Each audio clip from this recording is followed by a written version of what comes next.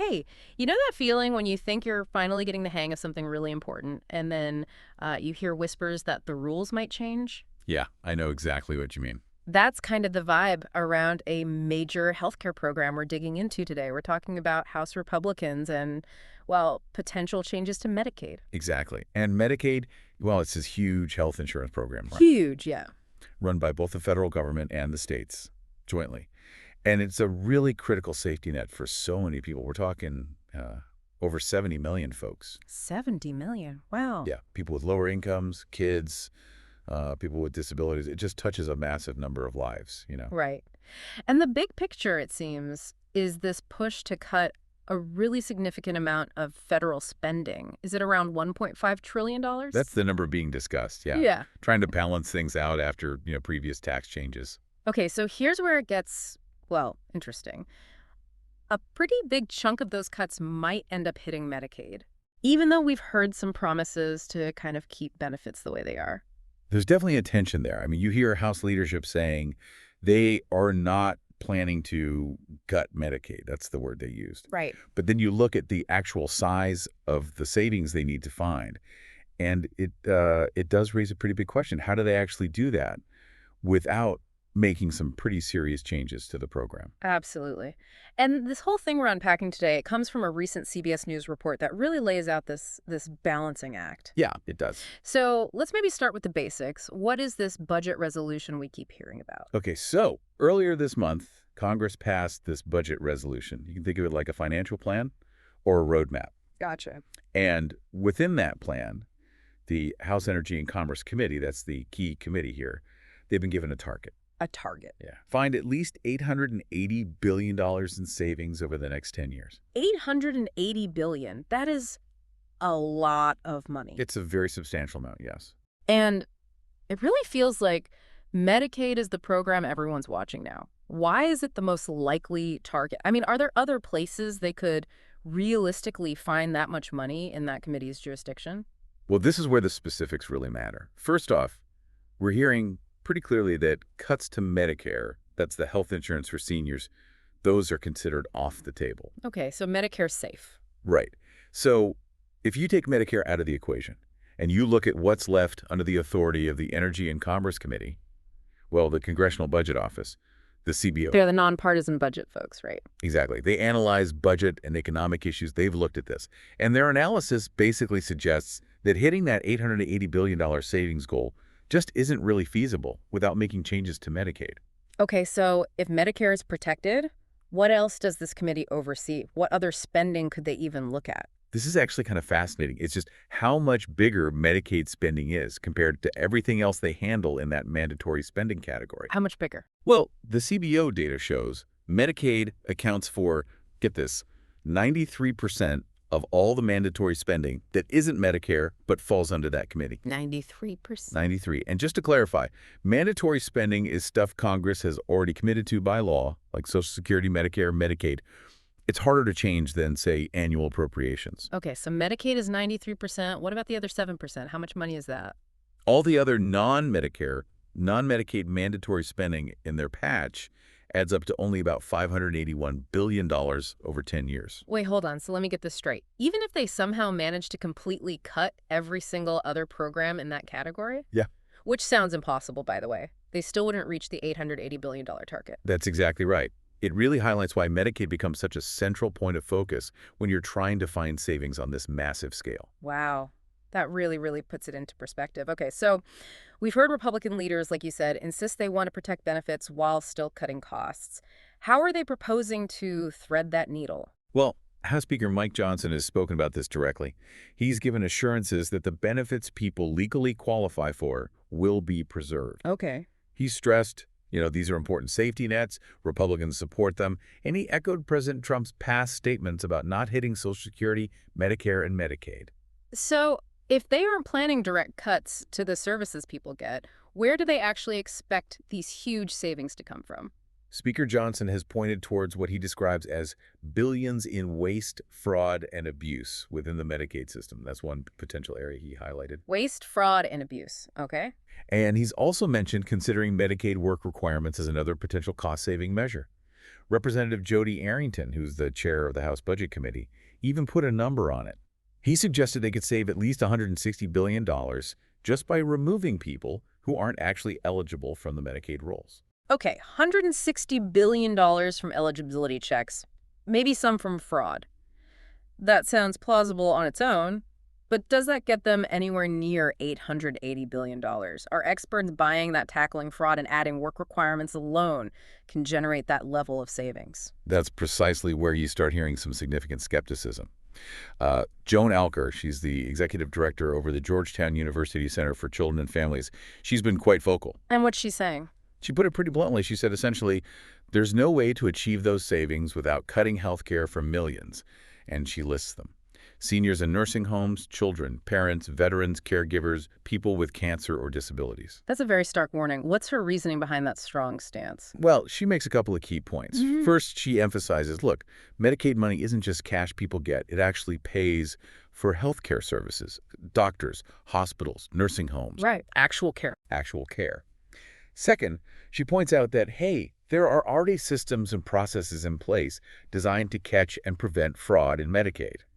It's not like nothing's being done. So her concern really is that these proposals might sound like they're about efficiency and rooting out fraud, but they're fundamentally about reducing the scope, the reach, the funding of the Medicaid program itself. Okay, so if the fraud and work requirement angle might not be enough, or if it's seen as a cover for deeper cuts, are there other, more specific policy changes on the table that could lead to these massive savings? Yes, definitely.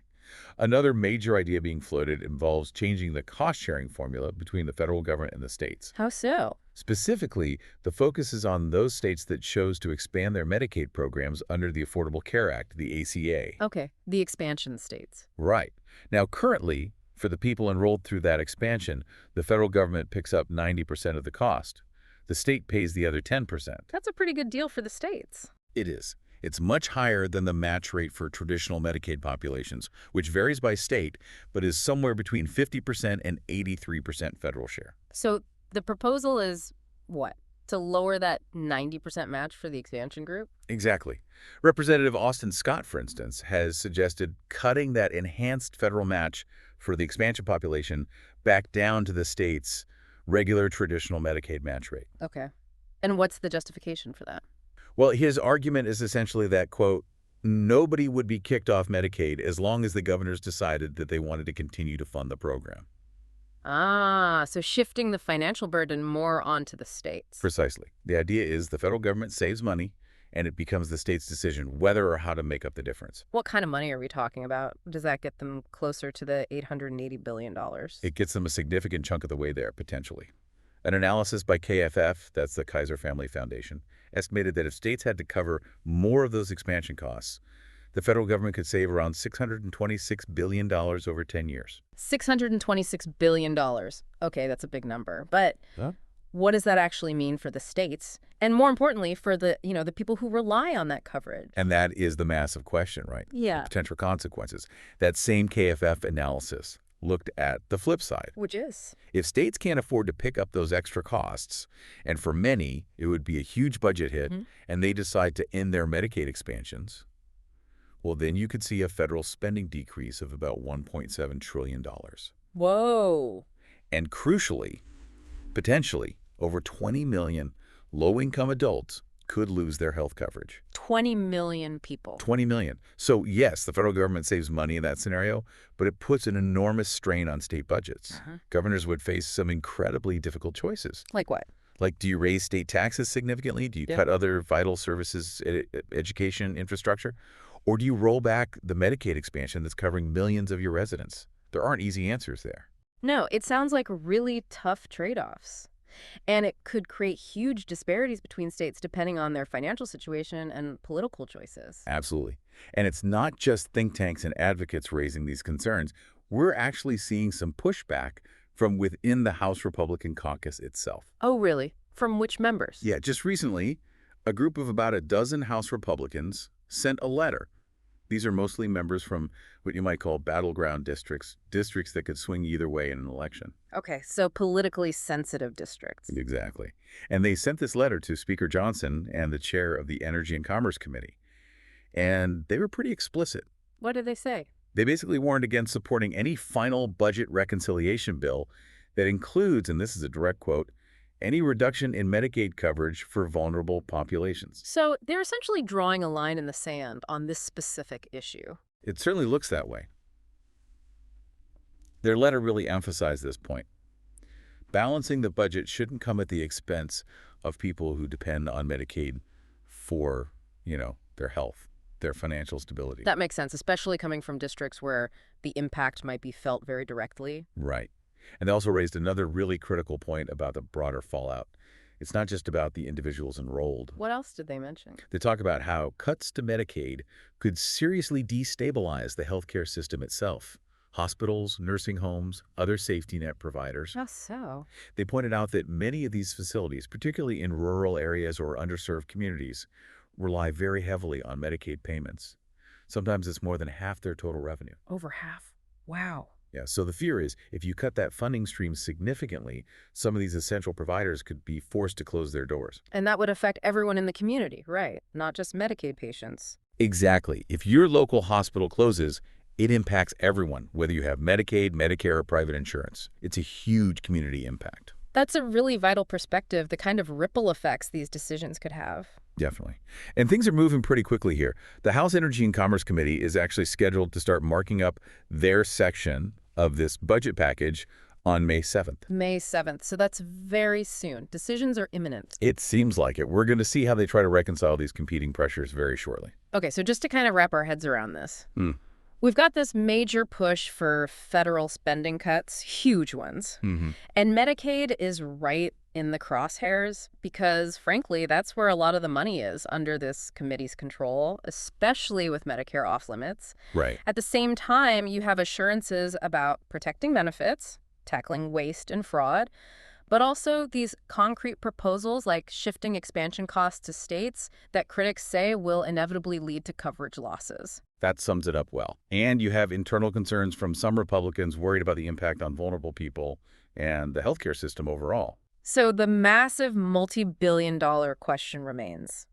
How do they achieve these huge savings targets without significantly harming the coverage or benefits that, as you said, 70 million people rely on, especially when the CBO, the nonpartisan scorekeeper, suggests it's basically impossible without hitting Medicaid hard? That is the central dilemma. And it's not clear yet how they plan to resolve it. It really makes you think, doesn't it, about the real-world implications. What does a change in the federal match rate actually mean for a family in your state or for the hospital down the road? It's something to consider how these big D.C. decisions connect to everyday lives. Absolutely. And this is definitely a situation that's still unfolding. Things could change quickly, so it's really important to stay informed and watch how this develops. Yeah, for sure. And hey, if you found this deep dive useful, if it helped clarify some of the complexities around Medicaid and these budget talks, we'd love it if you'd subscribe. That way you won't miss our future explorations where we try to break down these big, important issues. Yeah, definitely subscribe. We try to make sense of it all together.